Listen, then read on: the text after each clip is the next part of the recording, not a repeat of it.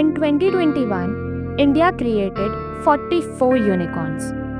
ऐसा लग रहा था कि हम आगे बढ़ रहे हैं. Finally, इंडिया का सिलिकॉन वैली मोमेंट आ गया है. But just 2 years later, Byju's is laying off thousands, Zilingo is delisted, and Trell is ghosting employees.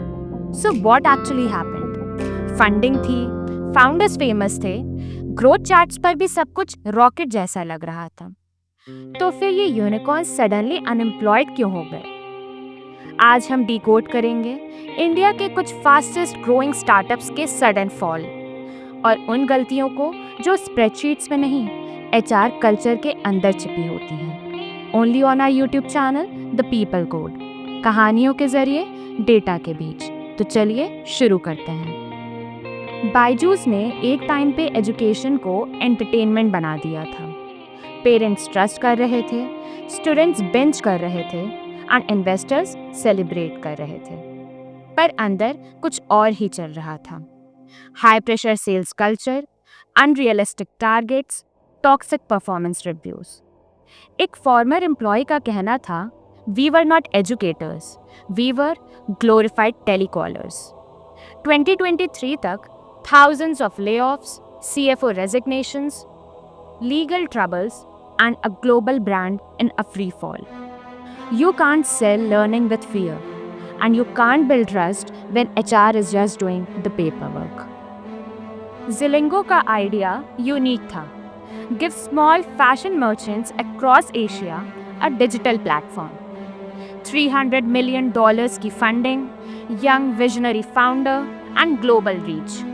लेकिन 2022 तक CEO suspended, board fractured and company wiped out. और शॉकर ये था कि there was no formal HR leadership, no checks, no balances, just charisma.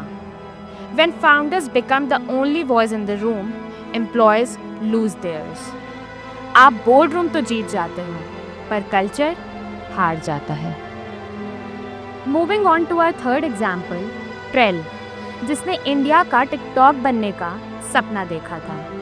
Content creators onboarded, investors thrilled, growth spike हो रही थी. And फिर एक दिन साइलेंस. Employees locked out, no warning, no HR communication, just shut down. एक insider ने कहा, we found out through Twitter that we didn't have jobs. Audit revealed inflated data. Company ने ग्रोथ को शोकेस किया लेकिन गवर्नेंस को इग्नोर किया. You can fake user numbers, but you can't fake a toxic culture's long-term cost. Founders के पास एक magic होता है, विजन, स्पीड, स्टोरी टेलिंग, सब कुछ. लेकिन कभी कभी उनका ईगो उनकी कंपनी का बिगेस्ट लाइबिलिटी बन जाता है. बायजूस, जिलिंगो, ट्रेल सब एक फाउंडर्स एडमायर्ड ऑर्गेनाइजेशंस थे, but none of them empowered second lines. No succession planning, no leadership coaching and no accountability layer.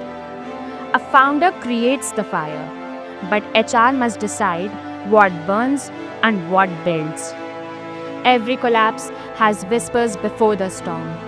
But the real question is, क्या HR सुन रहा था? ये थे वो signals जो consistently ignore किए गए. High attrition but no meaningful exit interviews.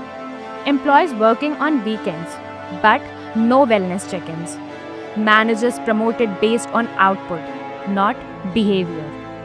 HR too busy with policy compliance, but too silent in the boardrooms. एक ट्रेल के एम्प्लॉय ने बोला, I filled 3 feedback forms in 6 months. No reply, not even a thanks. Result? Silence became safety and fear became the workflow. Because जब लोग अपनी बात नहीं रख सकते तो इनोवेशन वैसे भी रुक ही जाता है. Startups talk a lot about disruption, but real disruption तब होता है जब एक इंटर्न बोल सके, this isn't working, and leadership सुन ले without any ego. That's called psychological safety. The one metric that separates unicorns from bubbles. A culture that punishes honesty isn't sustainable. It's a time bomb. हम financial audit तो हर quarter में करते हैं, लेकिन culture का क्या? Employ sentiment का क्या? साइकोलॉजिकल सेफ्टी का क्या? लीडरशिप बिहेवियर का क्या? और एट्रिशन पल्स का क्या? क्योंकि ये सब तो इग्नोर होता है जब तक फायर एग्जिट के पास रेजिग्नेशन लेटर्स पाइल अप नहीं हो जाते। Culture isn't what's written in values. It's what people whisper during one-on-one interaction. So what could have saved them? Governance beyond finance, empowered CHROs, real-time employee sentiment tracking, anonymous escalation channels, monthly founder HR alignment. अगर shortcut नहीं चाहिए, so make HR a business partner, not a back office employee. सोचिए, क्या सिर्फ Byju's, ज़िलिंगो, trail ही affected हुए? Jet Airways, CCD, yes bank, Paytm mall सब same loop में फंस चुके हैं। ये सिर्फ फंडिंग का इशू नहीं था, ये फाउंडर्स ओवर फीडबैक का क्राइसिस था, जहां एचआर सिर्फ एग्जिट लेटर्स गिनता रहा बिकॉज उन्हें पहले सुनने का चांस ही नहीं मिला। स्टार्टअप्स का डीएनए डिसरप्टिव होता है, लेकिन अगर एचआर अंधा हो तो डिस्ट्रक्शन बन जाता है। Unicorns don't die because of cash burn, they die because of culture burn.